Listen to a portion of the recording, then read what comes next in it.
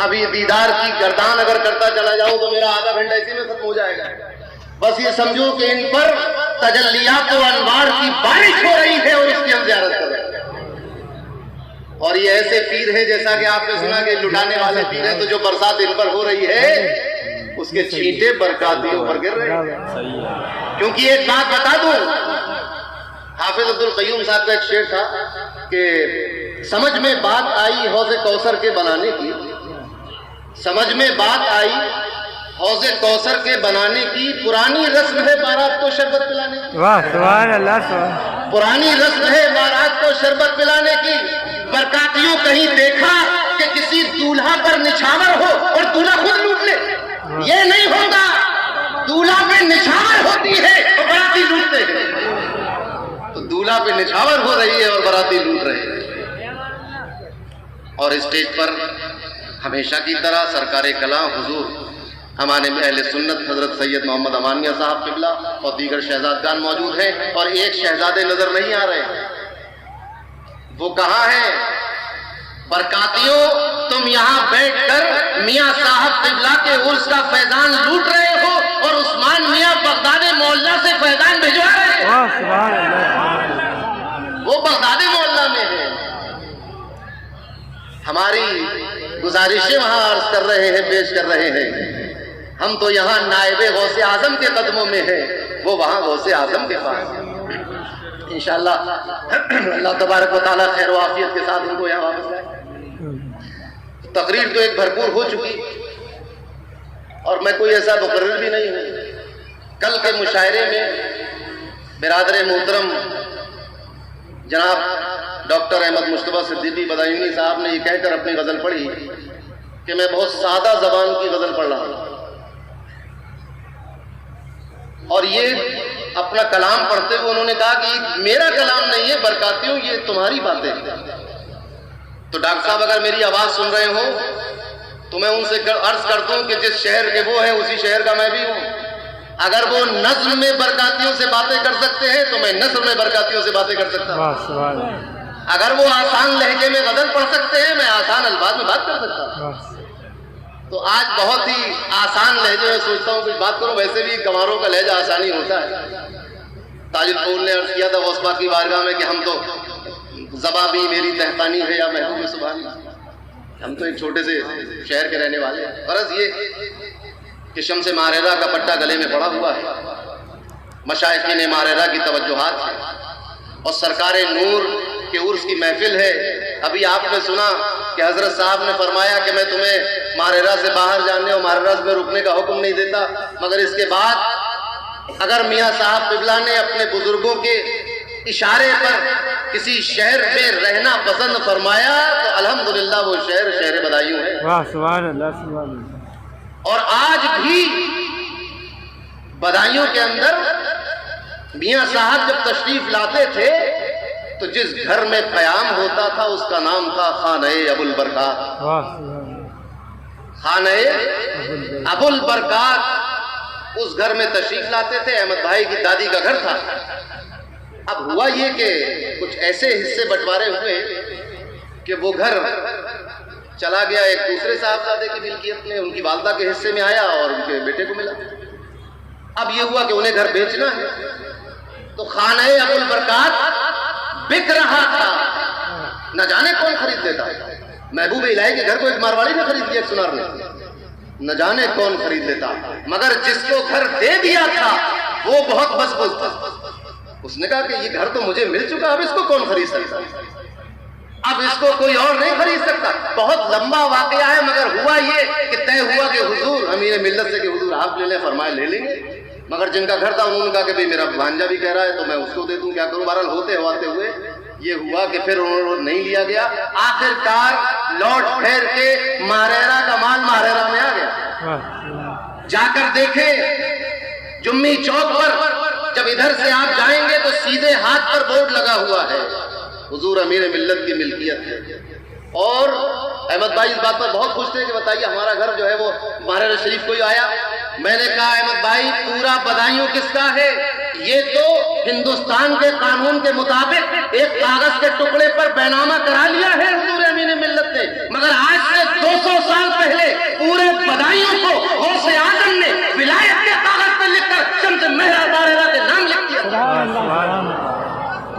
शहर शम्स मारेरा का, पूरी बस्ती शम्स मारेरा की है।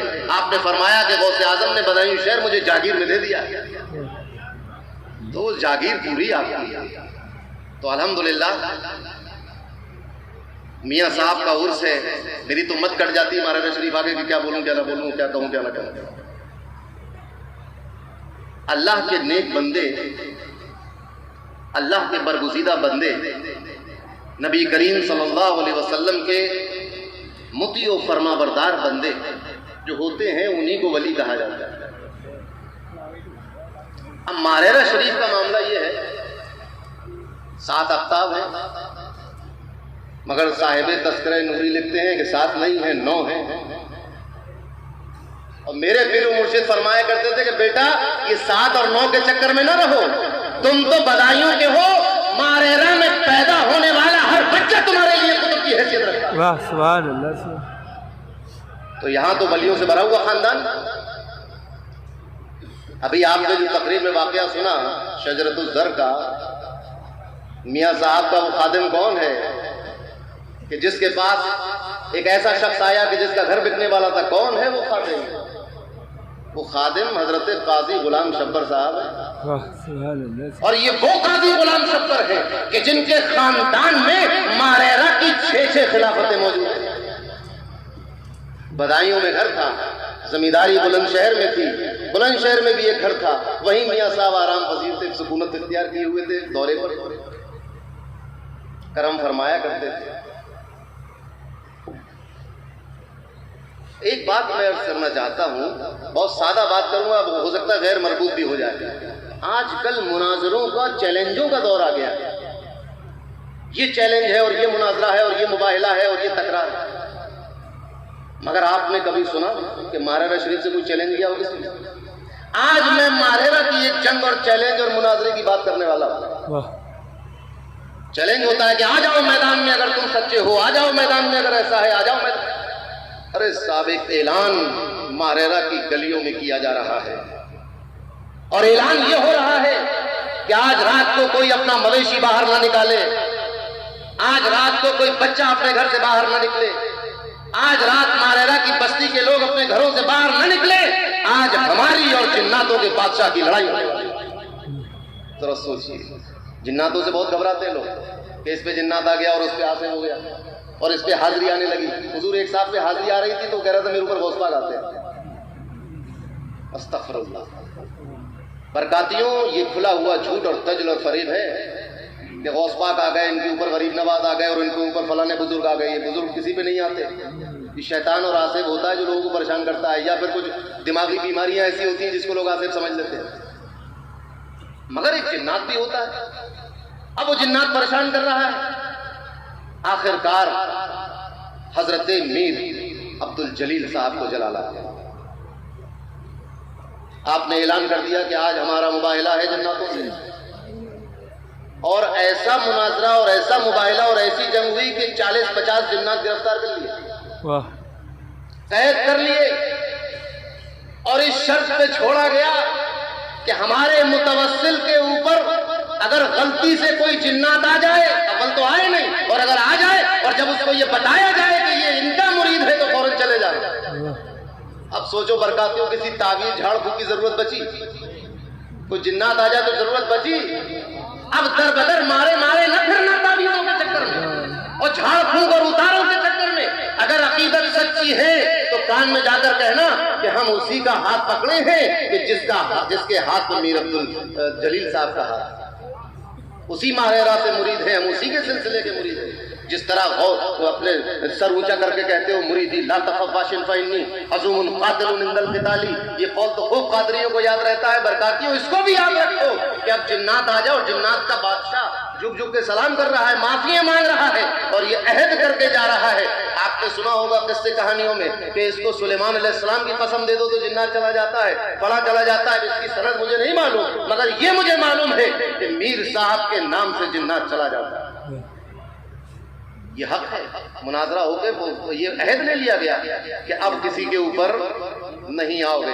अब ये है वो मसनद जिसने मसनद सजाई थी, उसके नाम से जिन्नात भाग जाते हैं। उसी मसनद पे मियाँ साहब बैठे हुए हैं, उसी मसनद पे बैठे हैं, तो फिर होना ये चाहिए कि मियाँ साहब भी जिसकी तरफ नजर कर दे जिन्नात भाग जाए।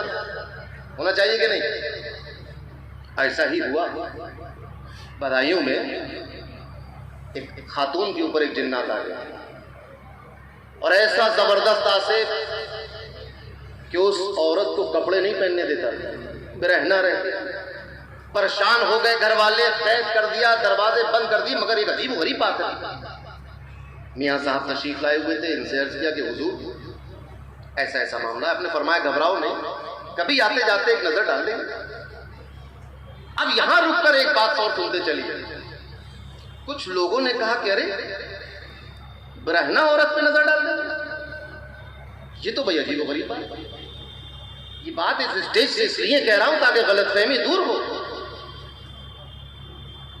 मारेरा के स्टेज पर कभी इस तरह की बातें नहीं होती कि हम इतने बड़े हैं और इतना बड़ा है और मारेरा का ये मकाम है। मगर ये बात चूंकि गलतफहमी फैल रही है इन बातों से, लोग अपने इल्म की, कम इल्मी की बुनियाद पर गलत तौर पर ले रहे हैं। पहली बात तो ये कि यहाँ हमारे दोस्त करम फरमा मुफ्ती हनीफ बरकाती साहब बैठे हैं, इनसे मसला पूछ लो। मुफ्ती साहब यहाँ बैठे हुए, इनसे मसला पूछो। मुफ्ती निजामुद्दीन साहब तशरीफ लाते हैं, उनसे मसला पूछो कि अगर किसी औरत को अपेंडिक्स हो जाए और वो फटने वाली हो, तो अब ऑपरेशन के लिए कोई औरत डॉक्टर न मिल रही हो तो क्या करें? वो फट जाए और वो औरत मर जाए, खुदकुशी कर ले या ऑपरेशन करा ले? तो जो जवाब इनका आएगा वही जवाब मेरा भी है। पहली बात तो ये, और दूसरी बात ये कि मोहतरम तू अपने आप को मियाँ साहब की तरह क्यों समझता है और मियाँ साहब को अपनी तरह क्यों समझता है? कि तुम जहां देखना चाहते थे तुमने सोचा मियाँ साहब ने वही देखा हो। अलमरओ यकीस वाला नफ्सी, अपने ऊपर कयास कर लिया मियाँ साहब। मियाँ साहब की नजर, एक नजर डाली और ऐसी नजर पड़ी कि नजर का एक पलक झपकते में औरत भाग कर अंदर चली गई और कपड़े पहन लिए और जिन्नात गायब हो गए। तो इन बातों पर एतराज करना बेसोचे समझे। एक साहब ने कहा कि मियाँ साहब का जब विसाल का वक्त आया तो आप पर वशी तारी हो गई, वशी तारी हो गई। उस दौरान एक नमाज का वक्त आया और निकल गया। लोगों ने कहा लीजिए साहब नमाज कदा करा दिया। अरे मैं नमाज किस पर फर्ज है और किस हालत में फर्ज है? क्या बेहोश पड़े हुए इंसान पर, मुसलमान पर नमाज फर्ज है? जो होश में नहीं है, अरे जो लोग अब जिनकी अक्ल खत्म हो जाती है और जो एक मकाम पर पहुंच जाते हैं, जिनके ऊपर अक्ल पर हाल का गलबा हो जाता है, जिनको मजजूब कहा जाता